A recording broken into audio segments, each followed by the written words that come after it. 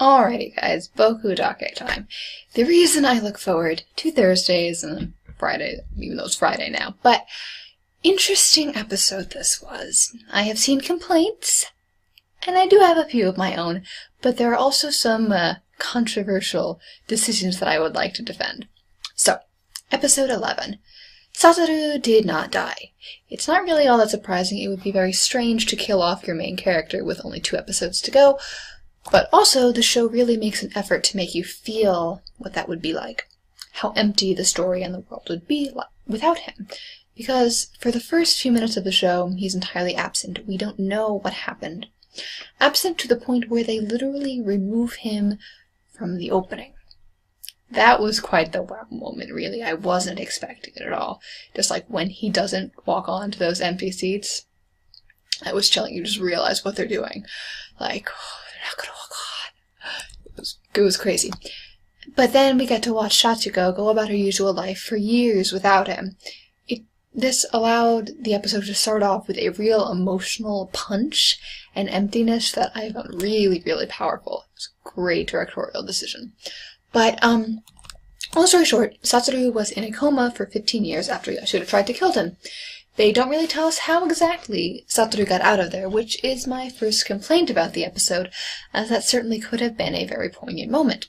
It could have been like immediately prior to the credits, or even given in brief flashes as Sachiko was going about everyday life, sort of like cutting in and out between her new life and her finding her son all but dead in a frozen lake. Or, of course, there's the possibility of Yashiro having pulled him out of the water to play with him a little while longer, as per his monologue earlier this episode. But I also think that that would probably be an unnecessary risk for him to take, so I don't think it's what happened. So I think it would make a little bit more sense for Sachiko or a friend to find him, or even just like someone walking by. That being said, I definitely do prefer the idea of a coma, as opposed to some sort of thing where he just miraculously escapes. Wouldn't make any sense. It's a very interesting development, honestly, not something that you'd really see coming. It adds a real cost to Satoru's actions.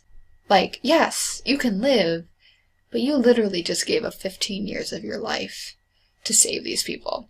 And not only that, it really gives us a chance to fully understand how glorious a human being Sachiko Fujinuma is. She, for 15 years, visited her comatose son every single day and ensured that his body didn't, fall apart by keeping it active for 4 hours a day. Every single day, not even knowing if he would ever wake up. I almost started tearing up, I kid you not. It was so beautiful and sad, and I can't. Best mom in anime, but at least out of the anime that I have seen. And when he at last wakes up, you can just see the relief and joy in her face. It's wonderful. Satoru lives. The bit of a twist being his memory is very, very shaky. Meaning, conveniently enough for Mr. Yashiro-sensei, he cannot remember anything of what just happened. Also, this little bit I found very cool. His thoughts are now narrated by his child self, an inverse of what we've had for the greater part of the story. It's kind of sad, really, that Satoru's childhood was cut off without any warning. And then just the child wakes up one day in an adult's body instead of an adult in a child's body, as it's been the entire story. Also, again, sort of reinforcing something that I thought last week, that even adult Satoru is something of a child a little bit. Fortunately, he soon does regain his maturity, and arguably his memory. We don't know exactly when he regained his memories, but I think it's a little bit sooner than he lets on later on. But never mind that. He sets himself on his rehab with great determination.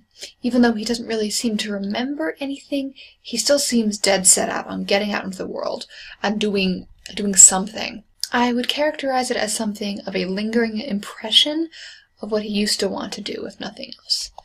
Sort of as he explains to Kaio that even though he doesn't remember what he wanted, everything that happened is a result of him going after something that he wanted, and so we can't really complain. And honestly, I sort of love that sort of attitude of his.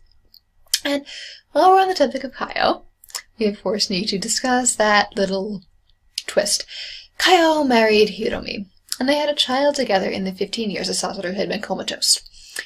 And I know that a lot of people are unhappy about this, and I'm not going to deny that there definitely seemed to be a little bit of a ship tease. And I would have loved to see Satoru and Hinazuki get together when they're adults. I really would have. But I honestly think that criticizing the show for this is sort of ridiculous. Not really liking that it happened is fine, it's one thing. But thinking any less of the show because of it, I don't think it's worthy. I don't think it's worthy of criticism for that reason. But as I said last week, the show is not exclusively about Kaio. She's not the central character here, nor is her relationship with Satoru the most important. The anime focused a lot on her at the beginning, yes, so it is not entirely unreasonable to think that. But I would sort of attribute a good amount of this issue to devoting too much time to the Kaio subplot early on as opposed to what's going on now. Sort of a little bit unbalanced. But at the end of the day, Kaio marrying Hirumi and having a child with him and finding happiness of her own really is just a symbol of Satoru's success, a validation of all that he's done, something that really gives meaning to all that he's suffered. He gave up 15 years of his life to save these two children who would have otherwise both died at the age of 10 or 11. And from them, we now get new life as well. I think it's beautiful. And honestly, you really can't expect Kaio to wait forever over a childhood crush. Someone very important to her, yes, but someone who might have never waken up. She really does need to be able to move on, to be able to live without Satoru. He didn't save her so she can be dependent on him. And so, I really don't get the complaints about Kaio here, other than the show probably devoting a little bit too much time, relatively speaking, to her subplot, and so leading us to think, from an audience perspective, that it might have happened.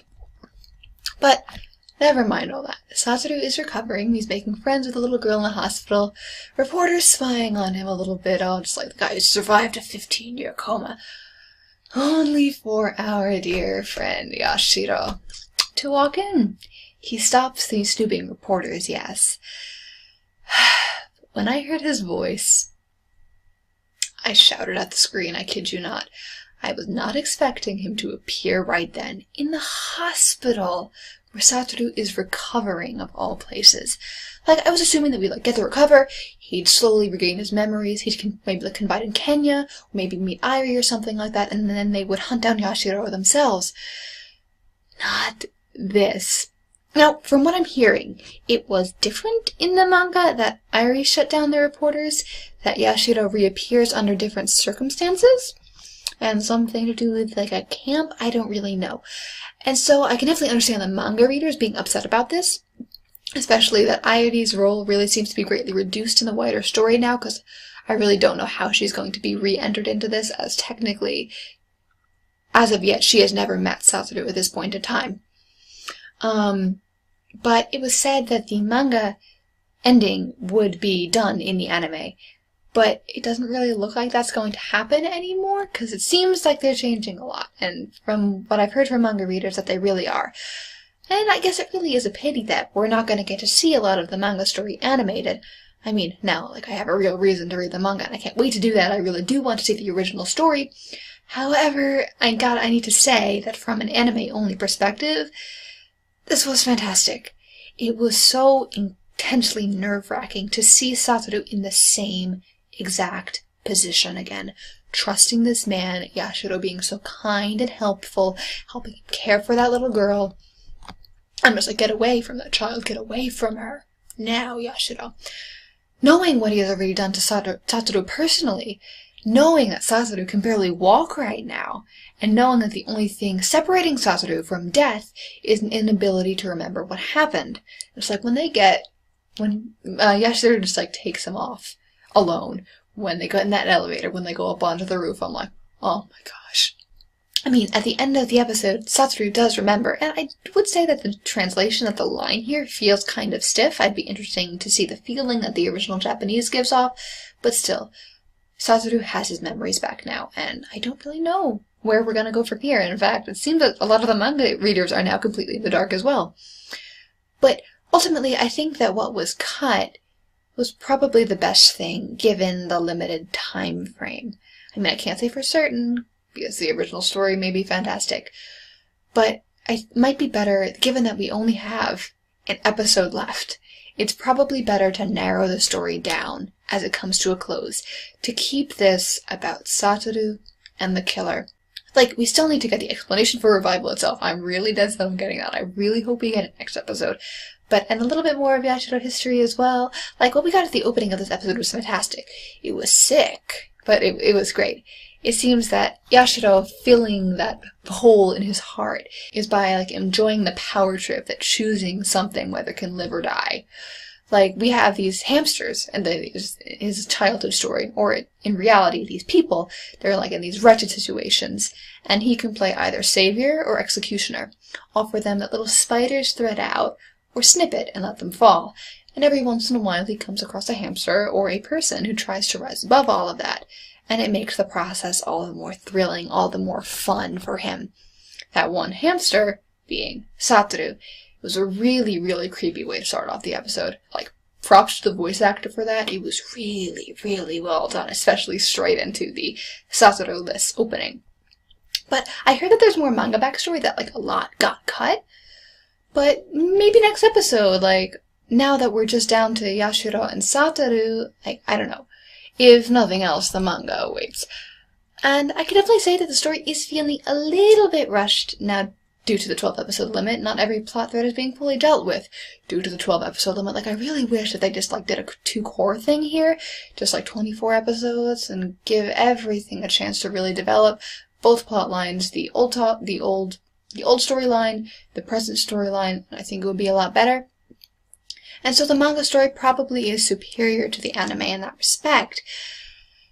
But honestly, when I finished this episode, I was just as into it as I've always been, if not more so.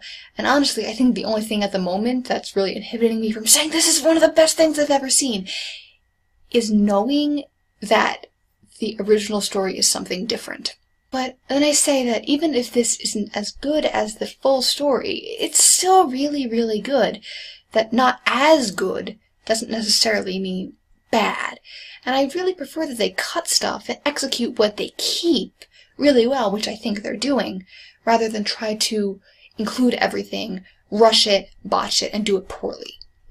And just, like, leave the entire anime in a bad state. Like, I'm gonna read the manga, and I can't wait to see what happens there. And I'm probably going to do, like, a separate review for the manga now, just, like, to compare the two stories. But, like, I'm kind of looking forward to the anime version of the story as well. It's like, we get 2 Boku Dakes now? I'm not really going to complain. But, yeah, really, I'm still on board with the show, even though I know that significantly fewer people are at this point. I'm still really enjoying the entire ride that it's taking me on. A few episodes ago, I would have called this flawless.